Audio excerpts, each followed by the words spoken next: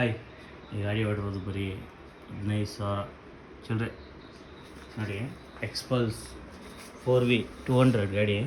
ಈ ಗಾಡಿ ಕಂಪ್ಲೇಂಟ್ ಏನಕ್ಕೆ ಬಂದಿರೋದು ಅಂದರೆ ಜುಬಿಸ್ ಪಾಕೆಟ್ ಸಾಫ್ಟ್ ನೋಡಿ ಯಾವ ಥರ ಸೋದಾಗಿದೆ.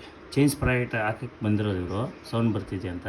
ಬಿಚ್ಚಿದ್ರೆ ಸಾಫ್ಟ್ ಯಾವ ಥರ ಸೋದಾಗಿದೆ. ಇವಾಗ ಇದೊಂದು ಸಾಫ್ಟ್ ಹಾಕಬೇಕು ಅಂದರೆ ಫುಲ್ ಕಂಪ್ಲೀಟ್ ಇಂಜಿನ್ನೇ ಪೀಸ್ ಮಾಡಿ ಮಾಡಬೇಕು. 15,000 ಓಡಿದೆ ಈ ಗಾಡಿ. ಅದರಿಂದ ಇದು ಇಂಜಿನ್ ಬಿಚ್ಚೋಕ್ಕೆ ನನಗೆ ಇಷ್ಟ ಇಲ್ಲ. ಹಾಗೆ ರೆಡಿ ಮಾಡೋಕ್ಕೆ ನೋಡೋಣ ಯಾವ ಥರ ರೆಡಿ ಆಯ್ತದೆ ಅಂತ.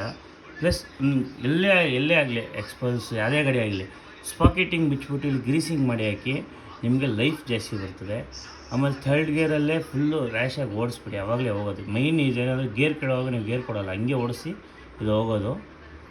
ನೆಕ್ಸ್ಟ್ ಟೈಮು ನೋಡ್ಕೊಂಡು ಓಡಿಸಿ ನೋಡಿ. ಇದೊಂದರಿಂದ full engine, mould engine, fresh ಇಂಜಿನ್ನ ಬಿಚ್ಚಬೇಕು.